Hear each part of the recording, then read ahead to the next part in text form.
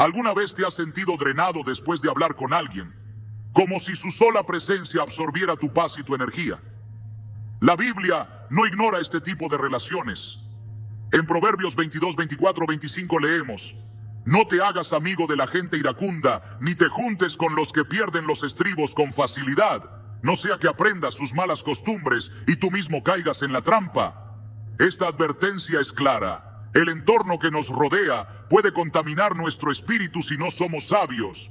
Hoy exploraremos cómo la palabra de Dios nos instruye a tratar con personas tóxicas sin perder la gracia, la templanza y la dirección divina.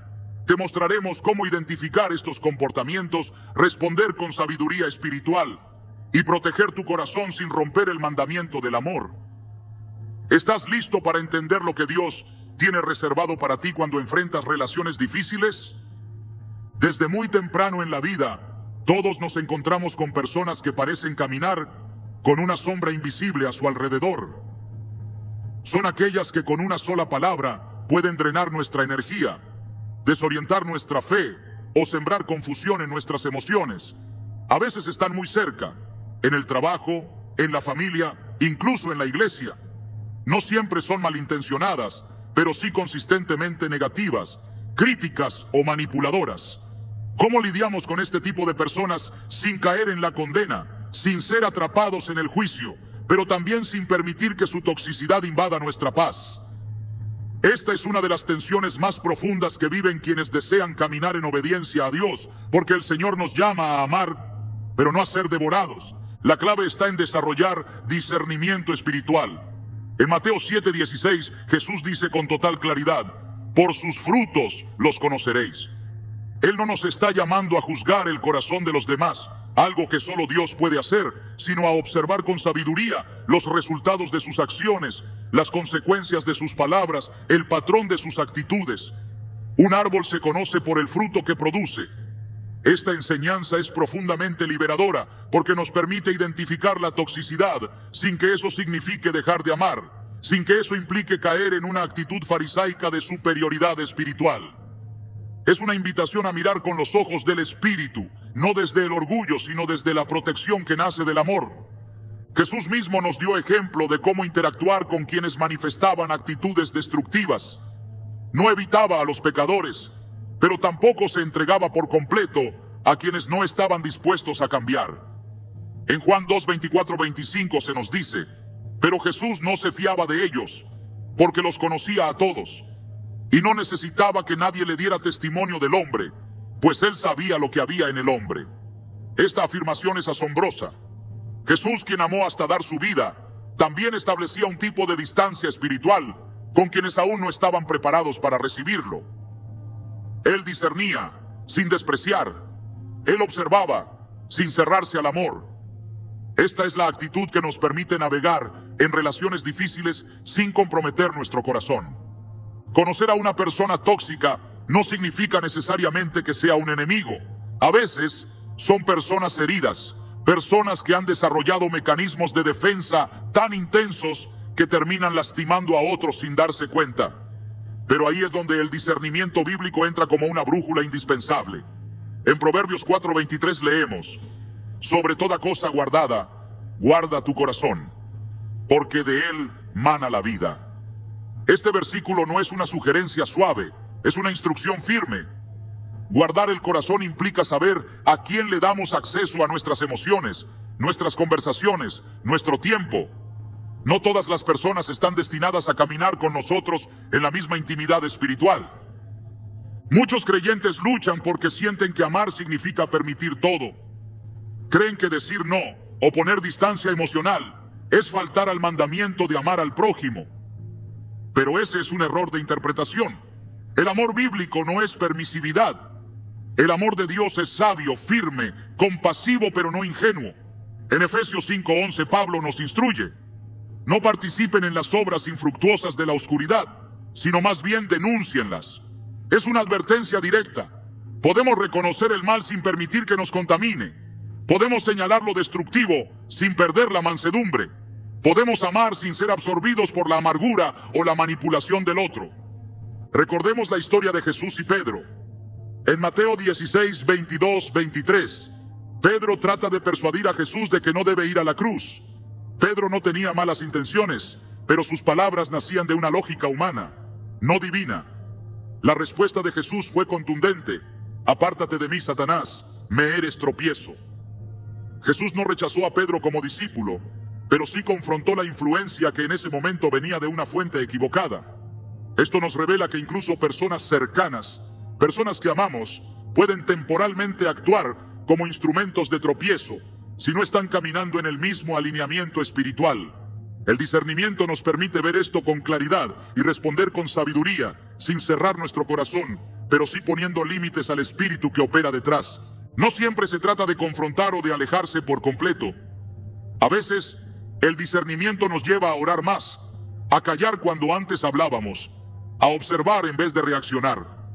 En 1 Juan 4:1 se nos exhorta: amados, no creáis a todo espíritu, sino probad los espíritus si son de Dios, porque muchos falsos profetas han salido por el mundo.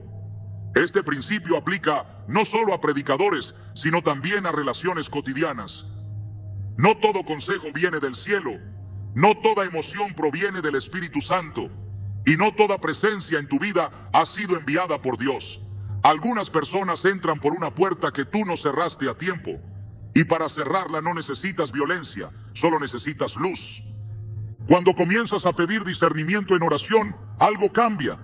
Ya no ves las actitudes negativas como simples molestias, sino como señales espirituales. Esa persona que siempre desacredita tus logros, esa otra que constantemente siembra duda, la que te manipula con culpa espiritual, o la que crea divisiones donde va, dejan de ser solo difíciles. Comienzas a ver los frutos, y si los frutos no son de paz, gozo, paciencia, benignidad, entonces no vienen del Espíritu Santo. Gálatas 5:22 nos da un estándar muy claro. El fruto del Espíritu es visible, y si no está presente, debemos tener cuidado con la influencia que estamos permitiendo. Una joven compartió una experiencia que ilustra esto de forma poderosa. Por años mantuvo una amistad con alguien que parecía cercana, pero constantemente la humillaba en público, la menospreciaba en privado y disfrazaba sus críticas como consejo espiritual. Esta relación la mantenía en un ciclo de inseguridad y culpa, creyendo que debía aguantar todo, porque eso es lo que haría una buena cristiana. Pero un día, mientras oraba, leyó Proverbios 13:20. El que anda con sabios, sabio será, mas el que se junta con necios será quebrantado. Fue como si Dios le hubiera quitado una venda. Comprendió que la toxicidad no siempre viene en forma de gritos o agresiones evidentes. A veces se esconde tras palabras suaves cargadas de veneno emocional. Con ese entendimiento, comenzó a tomar distancia emocional, sin dejar de orar por su amiga, pero protegiendo su corazón. Con el tiempo, su vida comenzó a florecer, no por rencor, sino por obediencia. Muchos temen alejarse de relaciones dañinas, porque creen que eso los convierte en malas personas. Pero Jesús nunca nos llamó a permanecer donde el alma muere. Él vino a darnos vida en abundancia, Juan 10:10, y eso incluye relaciones sanas, edificantes, impulsadas por el amor de Dios. Cuando permanecemos donde la destrucción emocional es constante, estamos deshonrando ese llamado a la plenitud. No se trata de rechazar, sino de redirigir el vínculo desde una posición de verdad. A veces, eso implicará confrontación, otras veces solo silencio, y en ocasiones, una distancia definitiva. Pero todo debe nacer desde el discernimiento, no desde la ira. Alguien podría preguntarse, ¿y si esa persona tóxica es alguien muy cercano, como un familiar o un líder espiritual? Aquí el discernimiento se vuelve aún más crucial. Dios no nos llama a deshonrar, pero sí a protegernos. David, por ejemplo, tenía razones para odiar a Saúl. Fue perseguido, calumniado, expuesto a la muerte, pero nunca levantó la mano contra él. Sin embargo, eso no impidió que David tomara distancia. No se quedó cerca de quien quería matarlo solo por honrar la investidura. Supo cuándo alejarse, cuándo esconderse, cuándo guardar silencio y cuándo hablar. Esto nos muestra que el respeto y la protección personal pueden coexistir. Puedes honrar a alguien sin permitirle herirte una y otra vez. Puedes seguir orando por ellos desde lejos.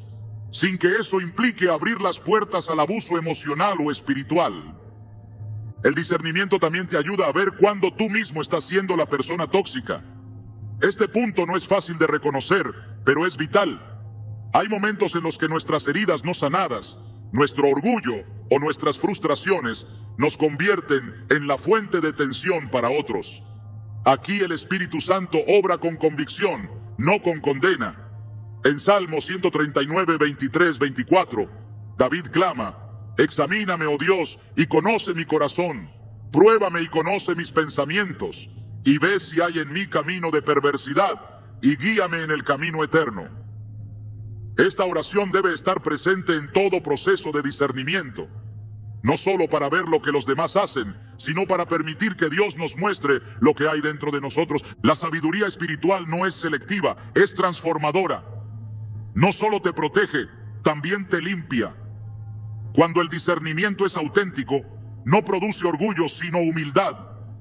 Nos ayuda a reconocer patrones, a perdonar desde la verdad y a establecer relaciones que realmente reflejen el reino de Dios.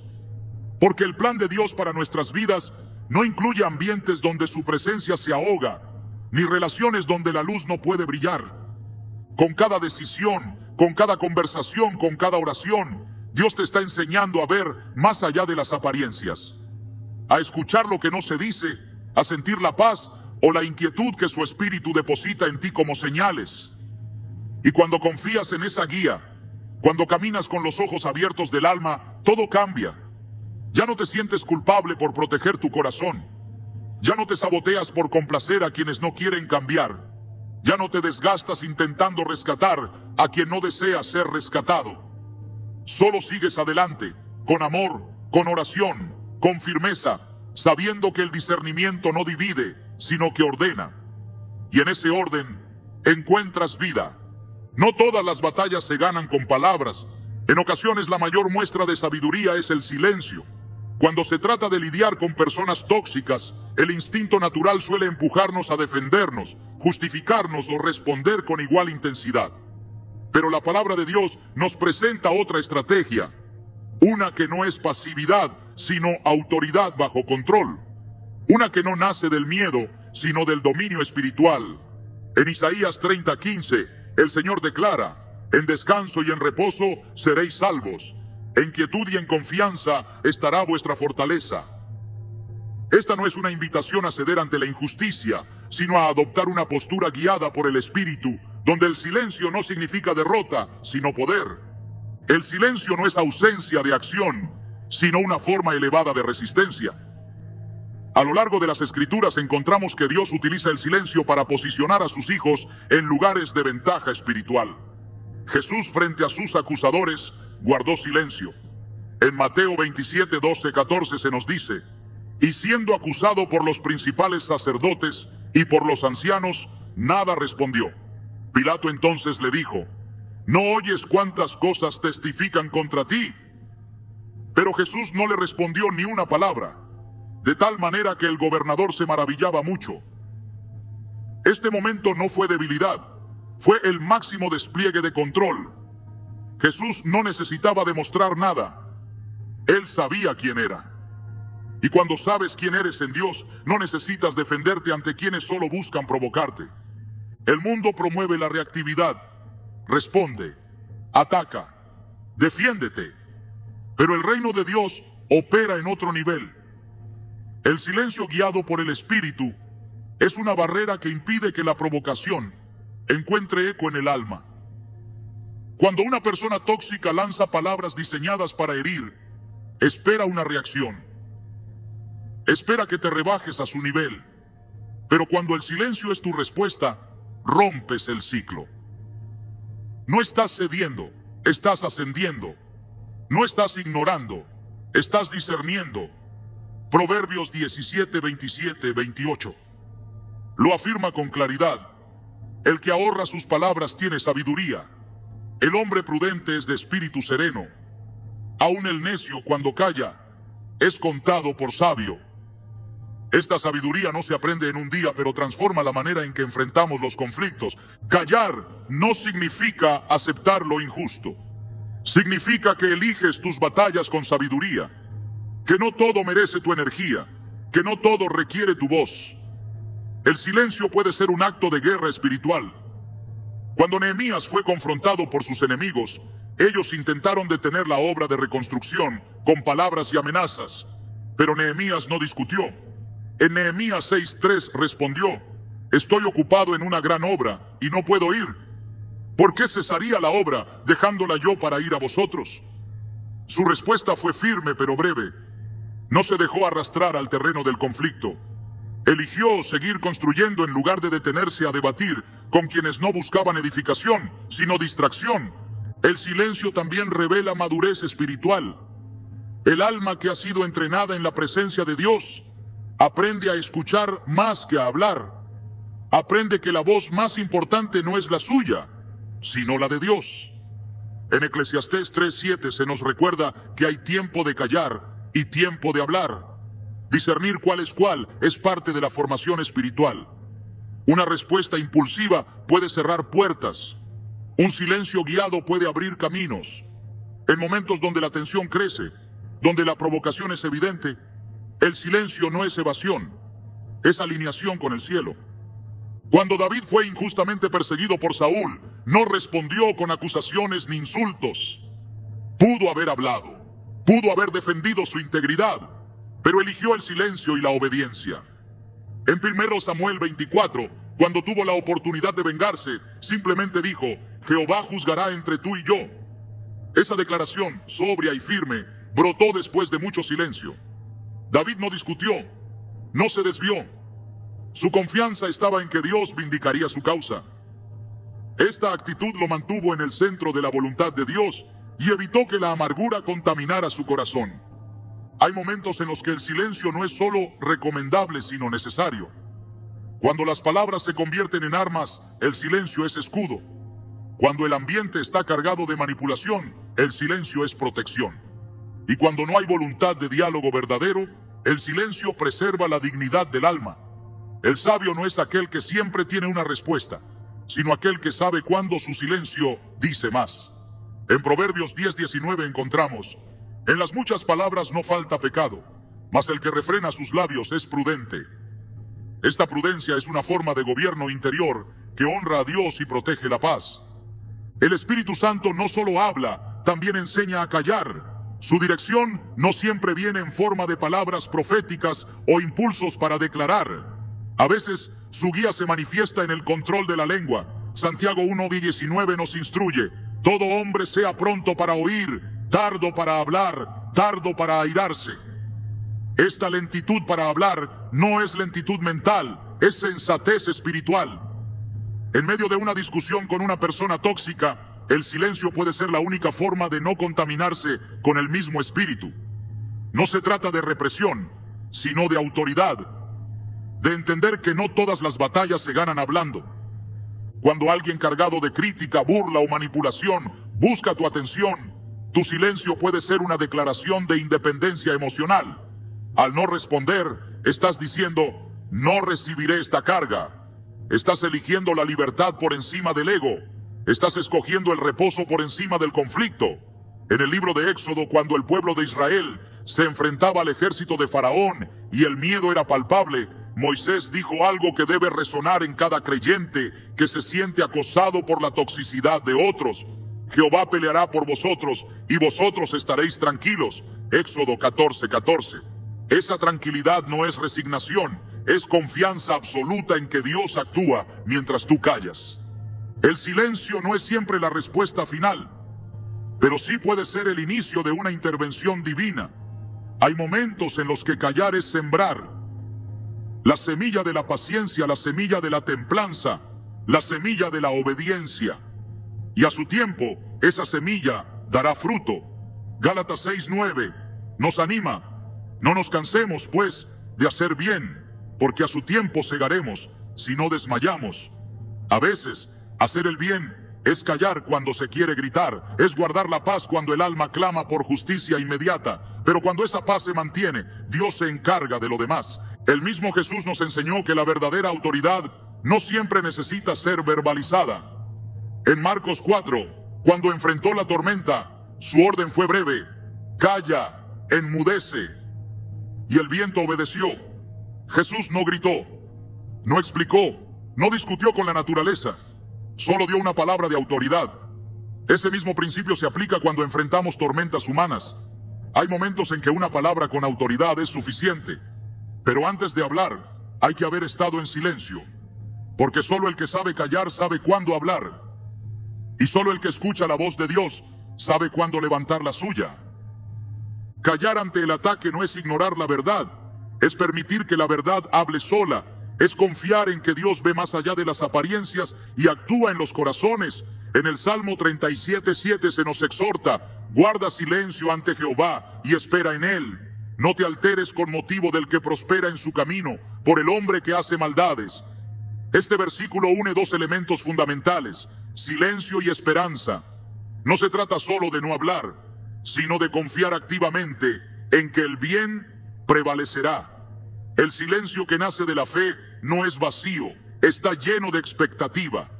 Es un altar sin palabras, donde se ofrece la confianza como sacrificio vivo. No todas las personas tóxicas están listas para escuchar. Algunas solo buscan pelea, validación o drama. Y hablar con ellas puede ser como arrojar perlas a los cerdos, como lo advierte Mateo 7:6. No porque sean indignas del amor de Dios, sino porque no valoran la verdad en ese momento. En esos casos el silencio es una forma de proteger lo sagrado, de evitar que la verdad sea pisoteada, de preservar la santidad de tu llamado y la dignidad de tu espíritu. El silencio también prepara el corazón para una intervención divina. Cuando callamos externamente, muchas veces comenzamos a escuchar internamente. En esa pausa, en ese espacio de no reacción, Dios susurra estrategias, dirige emociones, moldea intenciones. Es en el silencio que el alma se ordena, se estabiliza, se alinea. Y una vez que el interior está firme, las palabras que salgan serán palabras de vida, no de ira.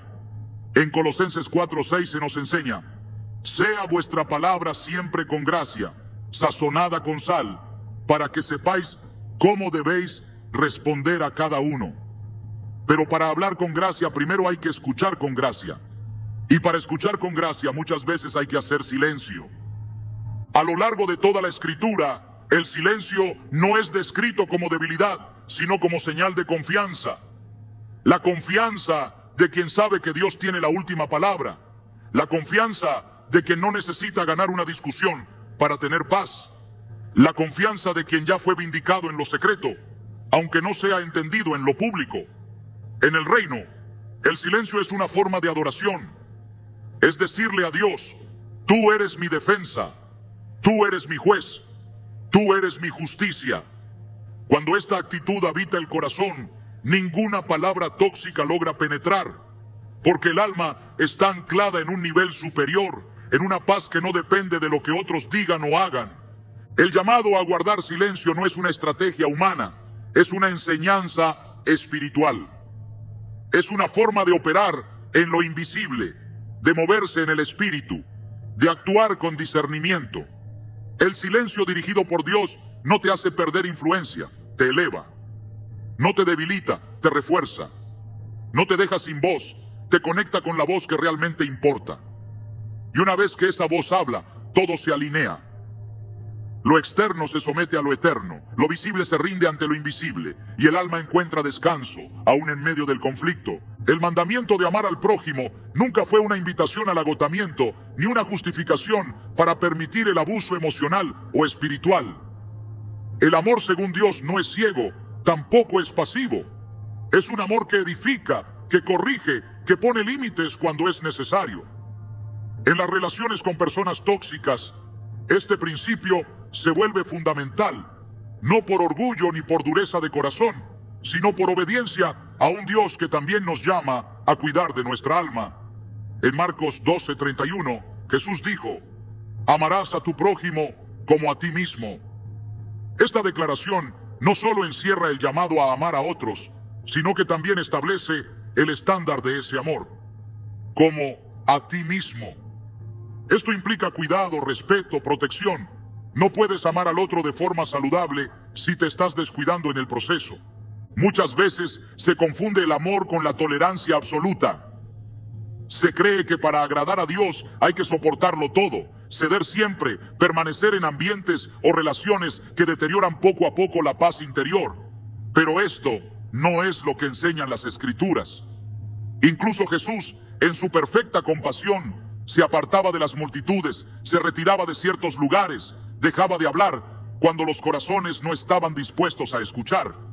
En Mateo 10:14 instruyó a sus discípulos: y si alguno no os recibiere, ni oyere vuestras palabras, salid de aquella casa o ciudad, y sacudid el polvo de vuestros pies.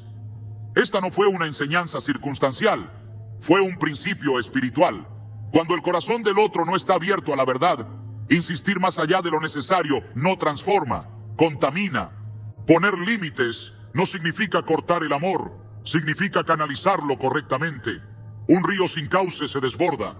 Una relación sin límites destruye. El alma necesita fronteras para poder florecer.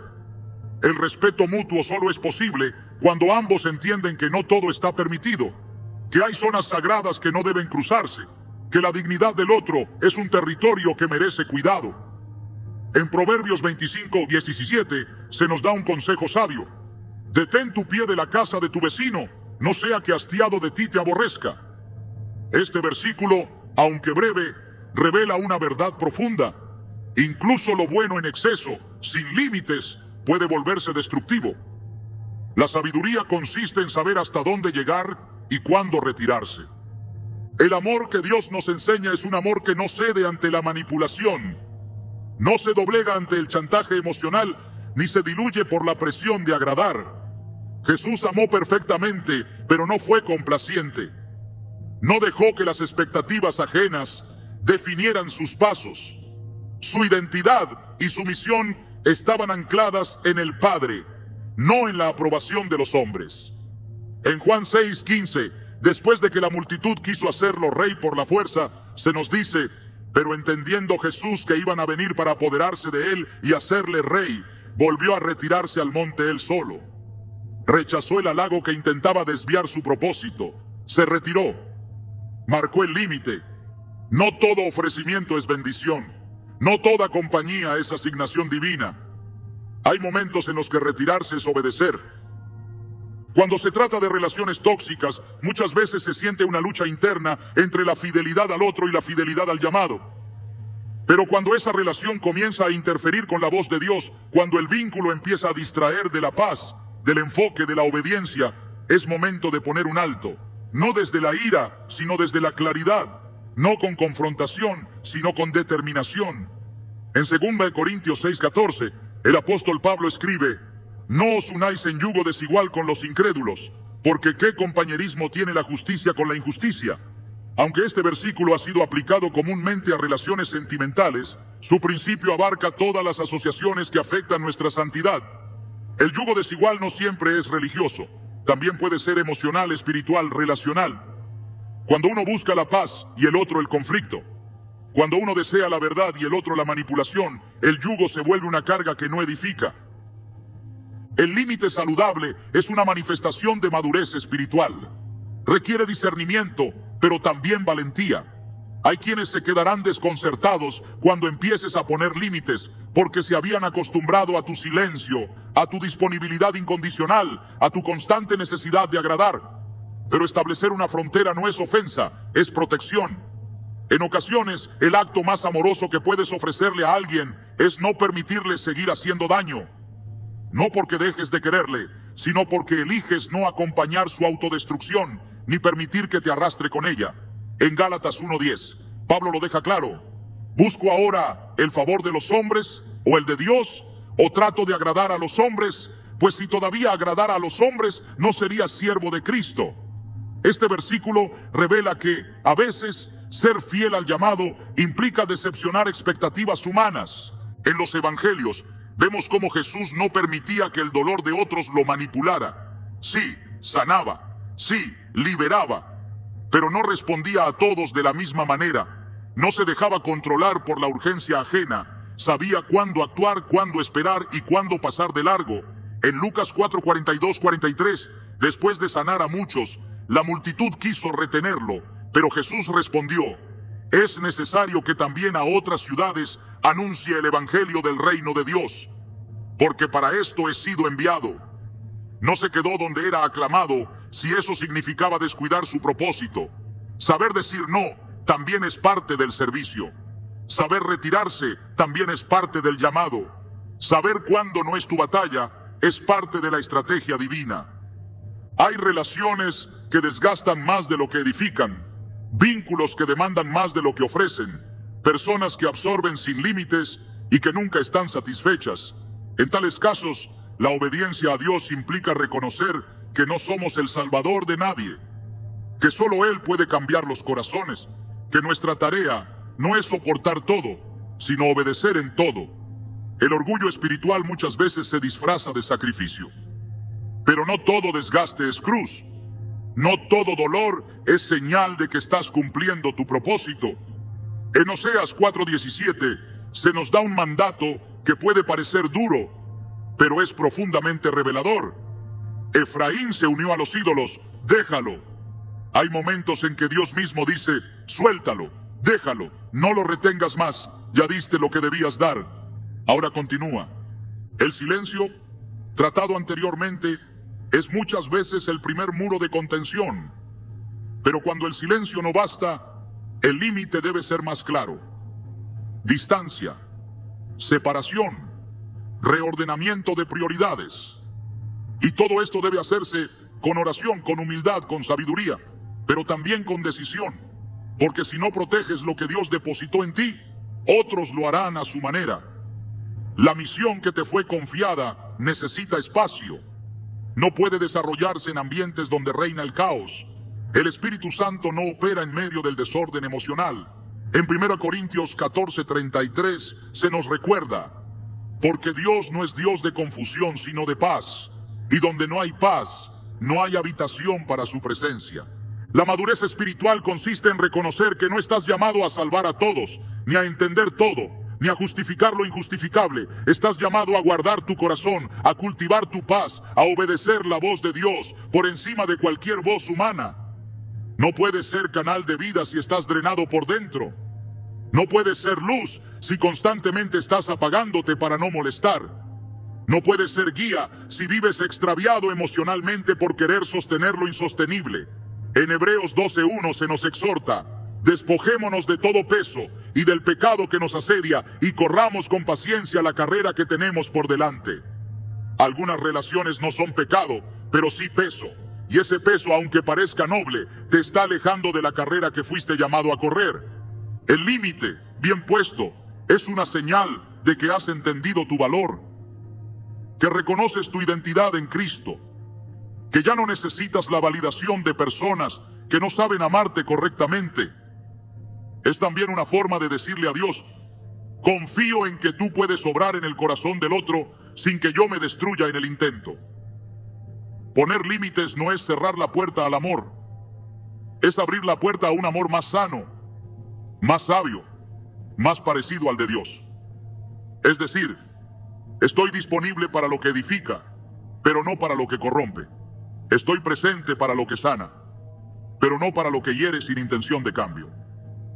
Cuando este principio se asienta en el corazón, las relaciones se ordenan, la energía espiritual se renueva, la voz de Dios vuelve a sonar con claridad, y todo lo que parecía confusión comienza a disiparse, porque el alma, al ser protegida, se vuelve fértil, y donde hay fertilidad hay propósito, donde hay propósito hay dirección, y donde hay dirección hay paz. El límite no es el fin del amor, es la protección del llamado. Y quien entiende esto, empieza a caminar con una libertad que no depende de la aprobación humana, sino de la afirmación divina. Cuando las palabras no bastan, cuando la estrategia emocional fracasa, cuando el corazón se agota y las fuerzas flaquean, aún queda una herramienta que no puede ser tocada por la manipulación ni la toxicidad de los hombres: la oración. No como una rutina, ni como una última opción, sino como un escudo invisible que protege, levanta y transforma desde un nivel que ningún argumento humano puede alcanzar. Lidiar con personas tóxicas no siempre requiere confrontación. A veces, lo único que se necesita es arrodillarse en lo secreto y desde allí provocar una reacción en lo eterno. La oración no solo cambia circunstancias, cambia atmósferas.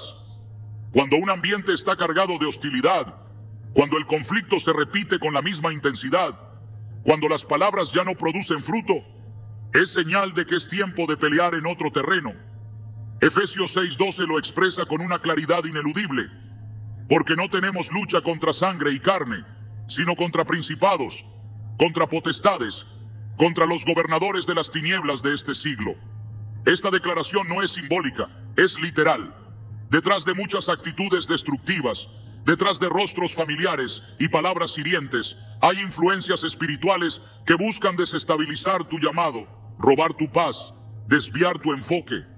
Por eso la oración no es un escape, es una respuesta armada con poder. El creyente que ora se vuelve inaccesible al veneno del conflicto, no porque lo ignore, sino porque ha aprendido a responder desde el espíritu y no desde la carne. La oración actúa como una barrera de protección invisible. No impide que la crítica llegue, pero la neutraliza. No elimina la tensión, pero impide que se filtre en el alma. Salmo 91:1 lo define con majestuosidad. El que habita al abrigo del Altísimo morará bajo la sombra del Omnipotente. Ese abrigo no es una metáfora poética, es una realidad espiritual, disponible para quienes hacen de la oración su refugio constante. La sombra del Altísimo no cubre al que reacciona desde el impulso, sino al que se esconde en la intercesión. La oración también transforma al intercesor. No se trata solo de orar por la persona tóxica, sino de permitir que el Espíritu Santo transforme el corazón del que ora. Muchos conflictos se prolongan porque ambas partes están encerradas en sus argumentos. Pero quien ora con sinceridad comienza a ver más allá del comportamiento del otro. Comienza a discernir raíces, heridas, cadenas invisibles. No justifica, pero entiende. No excusa, pero intercede. En Romanos 8:26 se nos recuerda, el Espíritu mismo intercede por nosotros con gemidos indecibles. Esa intercesión no se limita a nuestras peticiones personales, también abarca las relaciones que nos desafían, las personas que nos desgastan, los vínculos que parecen imposibles de restaurar. La oración te alinea con la perspectiva del cielo y desde esa altura todo se ve distinto. Orar por alguien tóxico no significa mantener el vínculo sin discernimiento, significa que decides batallar espiritualmente en lugar de contaminarte emocionalmente. Significa que renuncias a la necesidad de tener la razón para abrazar la necesidad de la redención. Y eso no te debilita, te posiciona. Porque mientras otros se desgastan en discusiones sin fruto, tú decides pelear en lo invisible, donde las verdaderas cadenas se rompen. En 2 Corintios 10:4 se afirma, porque las armas de nuestra milicia no son carnales, sino poderosas en Dios para la destrucción de fortalezas. Esa destrucción no siempre se ve de inmediato, pero siempre ocurre. Cada oración es un golpe contra una muralla. Cada intercesión es un paso hacia la libertad. La oración, además, preserva el corazón del que ora. Las personas tóxicas tienen el potencial de contaminar no solo por lo que dicen o hacen, sino por lo que provocan dentro del otro. Resentimiento, frustración, deseos de venganza. Pero la oración purifica. Salmo 51:10 clama, crea en mí, oh Dios, un corazón limpio, y renueva un espíritu recto dentro de mí. Ese clamor es vital cuando se está expuesto a relaciones desgastantes. Porque no basta con evitar la pelea externa, es necesario evitar la infección interna. Y eso solo se logra cuando el corazón se mantiene en comunión con Dios, cuando cada herida es llevada a su presencia antes de que se convierta en raíz de amargura. Hay momentos en los que el conflicto llega a niveles que ya no se pueden resolver con diálogo. Cuando las palabras del otro son repetitivas, vacías de intención verdadera de cambio. Cuando la relación se ha convertido en un campo de desgaste continuo. En esos casos, la oración ya no es una opción complementaria, sino la única respuesta viable. Jesús, incluso en la cruz, elevó una oración por aquellos que lo herían. Padre, perdónalos, porque no saben lo que hacen. Lucas 23:34. No hubo justificación, pero sí intercesión. No hubo acuerdo con el mal, pero sí entrega del dolor al Padre. Esa es la cumbre de la madurez espiritual. Orar cuando el alma quisiera retirarse. Interceder cuando el cuerpo tiembla por la injusticia. Presentar el dolor, no como excusa para cerrarse, sino como semilla de redención. El poder de la oración también reside en su capacidad de romper ciclos repetitivos. Cuando un patrón destructivo se repite, cuando la toxicidad se convierte en una dinámica instalada, es señal de que hay una fortaleza espiritual detrás. Y esas fortalezas no se derriban con argumentos humanos, sino con oración insistente, con ayuno si es necesario, con clamor constante. En Lucas 18, Jesús cuenta la parábola de la viuda persistente. Aunque se trataba de un juez injusto, su insistencia logró mover el corazón del juez. ¿Cuánto más podrá hacer la oración de un justo delante del juez de toda la tierra? Santiago 5:16 lo declara sin ambigüedad. La oración eficaz del justo puede mucho. Puede calmar tempestades, puede abrir entendimiento, puede suavizar corazones endurecidos, puede traer paz donde había contienda. No siempre se verá el resultado de inmediato. No todas las oraciones traerán cambios visibles en el otro, pero siempre provocarán cambios en el orante. Y eso ya es una victoria, porque la oración que nace del Espíritu no busca controlar, busca liberar, no impone, transforma, no exige, intercede. Y quien ora se convierte en canal de la voluntad de Dios, no en instrumento de su propia agenda. La diferencia es radical. Un corazón que ora deja de ser víctima del entorno para convertirse en arquitecto del cambio espiritual, no por su fuerza, sino por su rendición. Es importante también entender que hay batallas que solo se ganan en lo secreto. Jesús lo enseñó en Mateo 6:6. Mas tú, cuando ores, entra en tu aposento y cerrada la puerta, ora a tu Padre que está en secreto. Esa oración íntima, libre de espectáculo, es la que desata resultados duraderos. Cuando se trata de personas tóxicas, la oración en lo secreto protege al intercesor del orgullo y del deseo de venganza.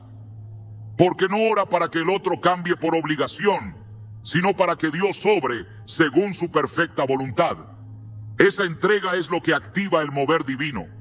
Es lo que impide que el alma se convierta en reflejo del conflicto. La intercesión también es una forma de resistencia. Es la manera más poderosa de decir: no me rendiré al odio, no permitiré que el mal me transforme en su imagen. Romanos 12:21 lo resume con autoridad. No seas vencido de lo malo, sino vence con el bien el mal. Y orar por quienes te lastiman es la máxima expresión de ese bien. Es el acto más subversivo contra la naturaleza caída. Es luz pura en medio de tinieblas densas. Es una declaración al cielo y al infierno de que eliges caminar en el Espíritu, aunque todo en la carne clame por otra cosa. La oración también redefine las expectativas. Cuando se ora por una persona tóxica, se aprende a soltar el control, a confiar en los tiempos de Dios, a dejar de exigir cambios inmediatos, a discernir cuándo es tiempo de continuar y cuándo es tiempo de soltar. El alma que ora desarrolla sensibilidad, aprende a escuchar no solo lo que se dice, sino lo que el Espíritu está marcando, y a veces la oración te prepara para un cierre, te entrena para una despedida, te fortalece para una separación necesaria, porque no toda relación que empieza contigo debe terminar contigo. Algunas conexiones solo duran lo suficiente para cumplir un propósito. Y discernirlo solo es posible cuando el corazón está rendido en oración. El creyente que convierte la oración en su escudo no vive a la defensiva, vive en autoridad, no reacciona, actúa, no se deja arrastrar, permanece firme, no se contamina, se consagra, y esa vida de oración no lo aísla del mundo, lo posiciona en el mundo como una luz inextinguible. En Mateo 5:14, Jesús dijo: vosotros sois la luz del mundo. Una ciudad asentada sobre un monte no se puede esconder. Pero esa luz necesita un aceite constante. Y ese aceite se obtiene en la presencia, en la oración que nadie ve, en el altar invisible del alma rendida. No importa cuán compleja sea la relación, no importa cuán profunda sea la herida, la oración sigue siendo suficiente. No como una fórmula mágica, sino como un camino sagrado. El alma que ora no pierde el rumbo, porque en cada clamor, en cada suspiro, en cada silencio lleno de fe, se está edificando algo eterno. Se está provocando un movimiento que va más allá del entendimiento humano. Se está invocando la intervención del cielo sobre realidades que parecen inamovibles. Cuando todo lo demás falle, ora. Cuando no sepas qué decir, ora. Cuando sientas que ya no puedes más, ora. No por costumbre, no por religiosidad. Ora porque es tu única conexión directa con el Dios que todo lo puede. Ora porque ahí reside tu fuerza. Ora porque ese lugar secreto es tu escudo, tu refugio, tu torre fuerte. La oración no siempre cambiará a los demás, pero siempre te fortalecerá a ti. Y cuando tú estás fortalecido en lo secreto, nada externo tiene el poder de derrotarte. Cuando el alma es herida, lo primero que surge es el impulso de devolver el golpe. La carne clama por justicia inmediata, por una respuesta que restablezca el equilibrio de poder, que demuestre que no se es débil, que nadie puede pasar por encima sin consecuencias. Pero el camino del espíritu se traza por líneas más altas, por principios que no buscan venganza, sino transformación. La Biblia no solo enseña a resistir el mal, sino a superarlo desde una posición de autoridad espiritual, no desde la emoción reactiva. En Romanos 12, 17, 21, el apóstol Pablo traza una directriz que desafía toda lógica humana. No paguéis a nadie mal por mal. Procurad lo bueno delante de todos los hombres. No seas vencido de lo malo, sino vence con el bien el mal. Responder con bien ante el mal no es sinónimo de debilidad. Es señal de madurez, de dominio propio, de gobierno del espíritu sobre los impulsos de la carne. Es una declaración interna que dice: no voy a permitir que el comportamiento de otro determine mi carácter. No voy a permitir que la oscuridad ajena apague la luz que Dios ha encendido en mí. Porque quien responde desde el mismo nivel del agresor ha sido arrastrado fuera de su posición espiritual, pero quien decide actuar desde lo alto permanece firme, y esa firmeza tiene poder para quebrar ciclos de amargura, de rivalidad, de destrucción. Jesús en el Sermón del Monte dejó claro que su llamado no era a la venganza, sino a un estándar completamente diferente. En Mateo 5, 38, 39 dijo: oísteis que fue dicho, ojo por ojo y diente por diente, pero yo os digo, no resistáis al que es malo. Antes, a cualquiera que te hiera en la mejilla derecha, vuélvele también la otra. Estas palabras han sido interpretadas erróneamente como una invitación a la pasividad, pero en realidad son una estrategia de autoridad espiritual. Porque el que no reacciona desde la herida se mantiene libre, y el que permanece libre, permanece en el poder del reino. Hay una diferencia sustancial entre tolerar y responder desde el espíritu. Tolerar en silencio sin sanar muchas veces alimenta resentimiento oculto.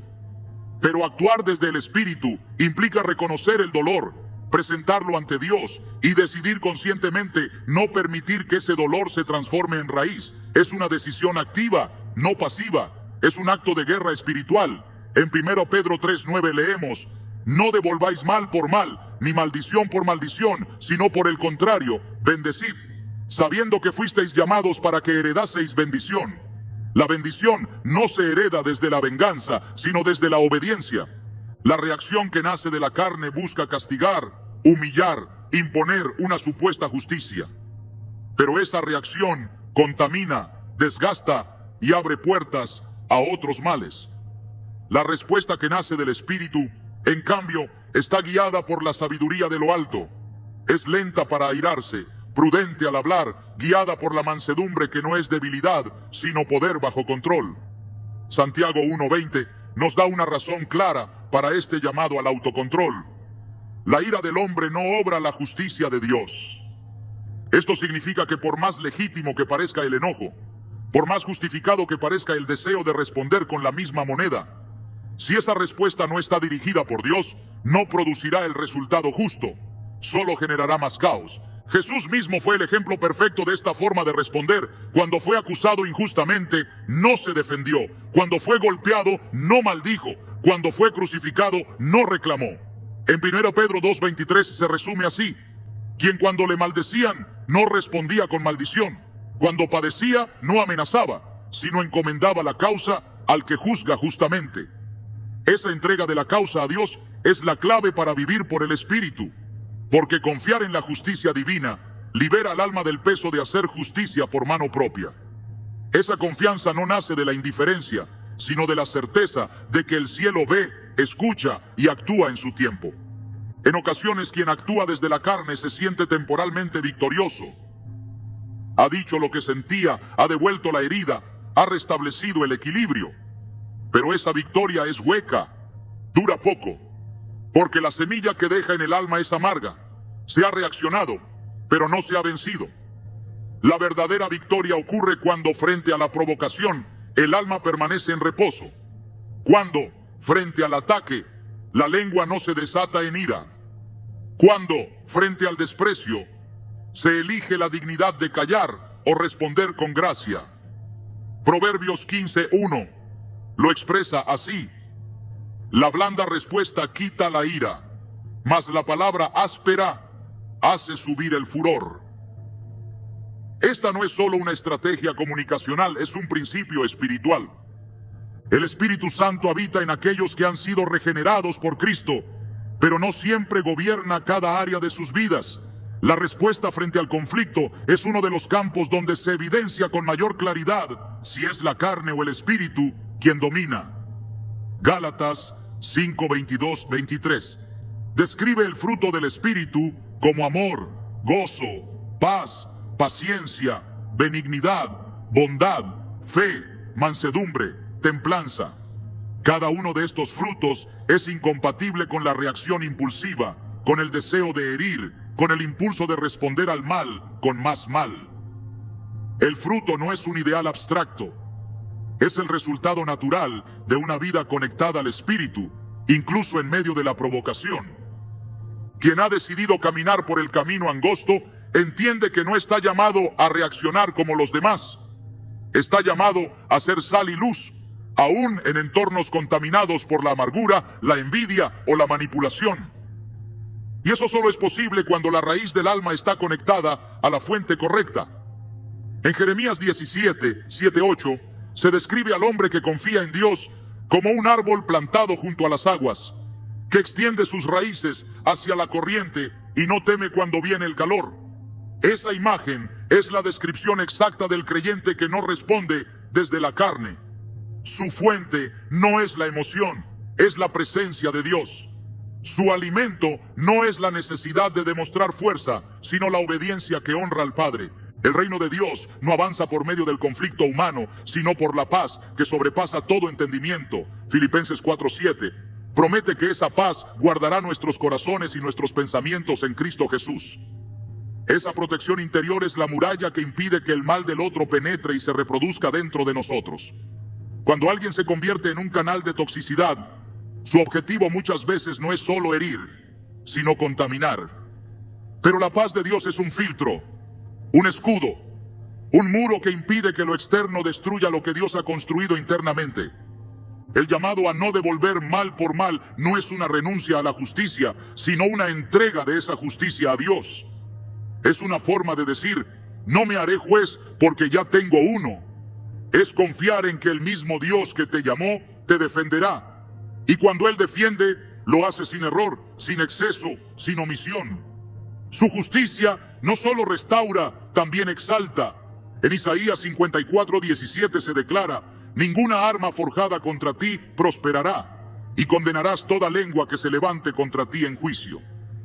Esta promesa no requiere tu respuesta agresiva, requiere tu permanencia en el Espíritu. Responder con bien ante el mal es una decisión diaria.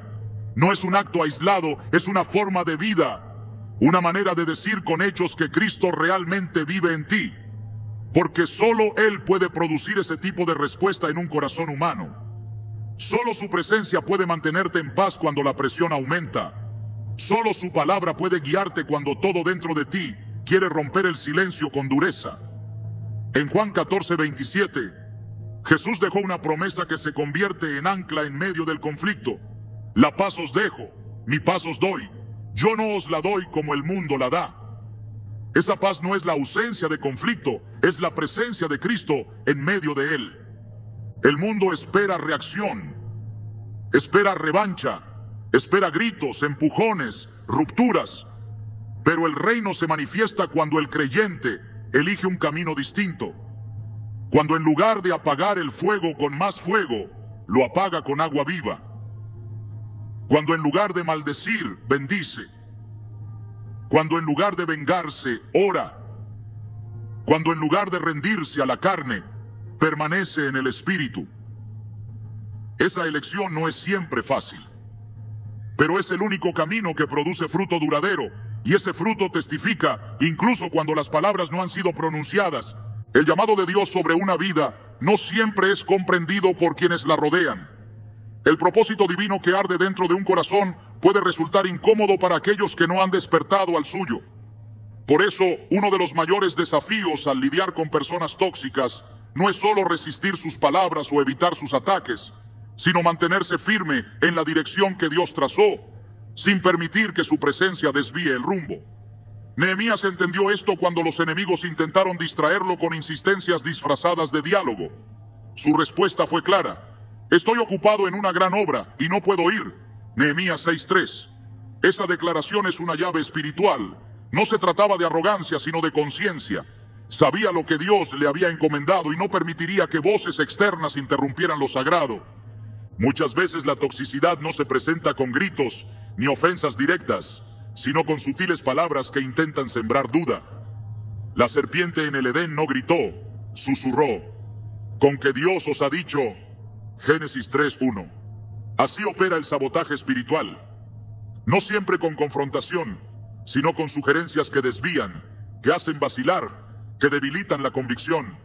Por eso, proteger el propósito implica cerrar el oído a voces que no están alineadas con la visión que Dios depositó.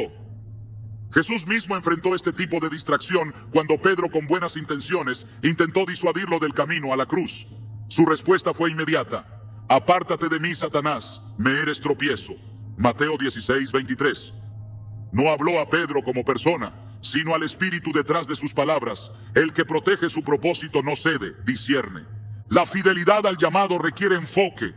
Requiere saber cuándo hablar y cuándo seguir avanzando en silencio. No todas las batallas deben librarse. Algunas solo buscan sacarte del terreno donde fuiste plantado. Salmo 1 describe al justo como árbol plantado junto a corrientes de aguas. Ese árbol no se mueve. Crece donde Dios lo puso. La constancia es una forma de resistencia espiritual. No ceder ante provocaciones, no detener la marcha por quienes no entienden el camino, no modificar el mensaje por temor al rechazo. Pablo lo dejó claro en Gálatas 1:10. ¿Busco ahora el favor de los hombres o el de Dios? Proteger el propósito es guardar la herencia. Es vivir consciente de que lo que se lleva dentro es más grande que cualquier oposición externa.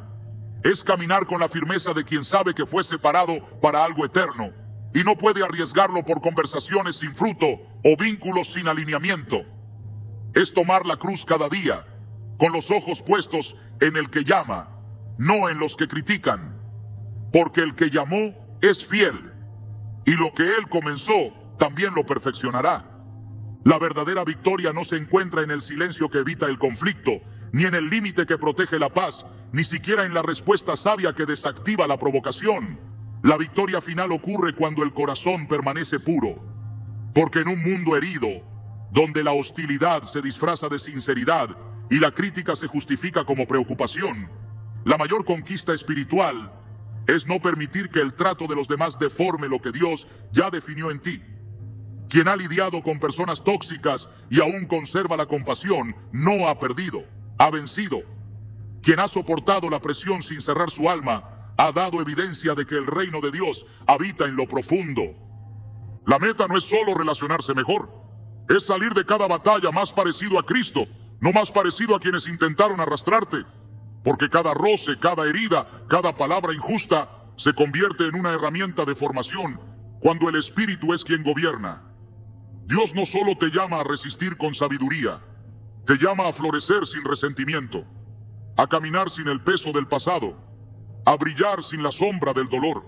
Es fácil ser fuerte en aislamiento, pero el verdadero carácter se revela en el roce continuo con aquello que desafía tu fe, tu identidad y tu propósito. Es ahí donde se prueba el oro, donde se define el espíritu, donde se revela lo eterno. No estás solo en esta batalla. El maestro mismo caminó entre fariseos que cuestionaban, discípulos que no comprendían y multitudes que oscilaban entre la admiración y el rechazo. Pero nunca dejó que eso contaminara su fuente. Nunca permitió que las opiniones ajenas le hicieran olvidar la voz que lo había afirmado desde el cielo. Este es mi Hijo amado, en quien tengo complacencia. Mateo 3:17. Esa misma voz sigue resonando sobre ti. No defines tu valía por la forma en que otros te tratan. La defines por lo que el Padre ya declaró sobre tu vida.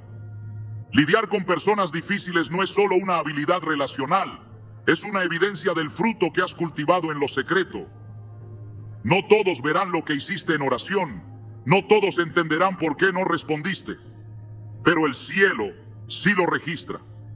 Porque cada vez que eliges la gracia por encima del juicio, la templanza por encima de la ira, la dignidad por encima del impulso, estás construyendo en lo invisible un legado que nadie puede robarte. Has sido llamado a influenciar sin contaminarte, a amar sin perder tu forma, a corregir sin endurecerte, a avanzar sin dejar que lo tóxico se instale en tu interior. Y si alguna vez dudas de si vale la pena tanto esfuerzo, recuerda que el mundo no será transformado por quienes tienen la última palabra, sino por aquellos que tienen el último corazón limpio. Esa es la señal de los verdaderos hijos de Dios. Esa es la marca de quienes han aprendido a lidiar con el conflicto sin perder la comunión. Y esa es la victoria que nadie podrá arrebatarte.